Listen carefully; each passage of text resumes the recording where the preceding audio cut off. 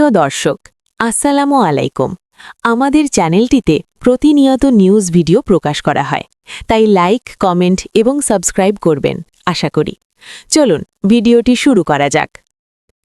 আজ আমরা কথা বলবো বাংলাদেশের বিশিষ্ট রাজনৈতিক ব্যক্তি ওবায়দুল কাদের সম্পর্কিত সাম্প্রতিক খবরগুলো নিয়ে, সম্পূর্ণ তথ্যভিত্তিক ও নিরপেক্ষ বিশ্লেষণের সাথে।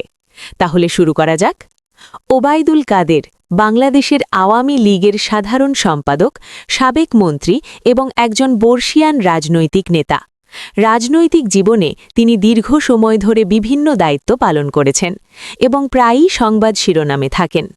সাম্প্রতিককালে তার শারীরিক অবস্থার খবর নিয়ে বিভিন্ন রকম সংবাদ এসেছে। কিছু রিপোর্টে বলা হয়েছিল তিনি ভারতের কলকাতায় চিকিৎসাধীন অবস্থায় ছিলেন এবং শ্বাস-প্রশ্বাসের জটিলতার কারণে আইসিইউতে ভেন্টিলেশনে রাখা হয়েছিল।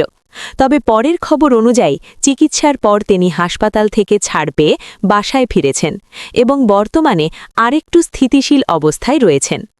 স্বাস্থ্য খবরের পাশাপাশি ওবায়দুল কাদেরের বিরুদ্ধে বিভিন্ন আইনি বিষয়ও প্রচারে এসেছে। সম্প্রতি একটি আদালত ওবায়দুল কাদের সহ কয়েকজনের বিরুদ্ধে ট্র্যাভেল ব্যান বা ভ্রমণ নিষেধাজ্ঞা জারি করেছে। আরেকটি নির্দেশে কিছু মামলার জন্য স্টেট ডিফেন্স আইনজীবী নিয়োগের আদেশ দেওয়া হয়েছে, যেখানে তিনি ও অন্যান্য আসামি পলাতক অবস্থায় বিবেচিত হচ্ছেন। এই ঘটনাগুলো প্রসঙ্গে বিভিন্ন পক্ষের বক্তব্য রয়েছে। কিছু মন্তব্য রাজনৈতিক উদ্দেশ্যকে আগে দেখায়, আবার কিছু বিশ্লেষক বলেন আদালতের কার্যক্রম ন্যায্য বিচার প্রক্রিয়ার অংশ। যা হোক, ওবায়দুল কাদের একজন প্রভাবশালী রাজনীতিক, তাই তার শারীরিক অবস্থা, আইনি পরিস্থিতি ও রাজনৈতিক প্রভাব নিয়ে আলোচনার আগ্রহ স্বাভাবিক।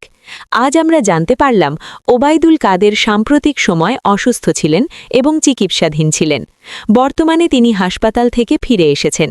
তার বিরুদ্ধে কিছু আইনি ও রাজনৈতিক জটিলতা রয়েছে। আপনার মতামত জানাতে ভুলবেন না। নিচে কমেন্টে বলুন, আপনি কি মনে করেন এই পরিস্থিতি বাংলাদেশের রাজনৈতিক প্রেক্ষাপটে কিভাবে প্রভাব ফেলবে? ভিডিওটি যদি আপনার কাজে লাগে তাহলে লাইক দিন, শেয়ার করুন এবং নতুন ভিডিও পেতে সাবস্ক্রাইব করতে ভুলবেন না। ধন্যবাদ।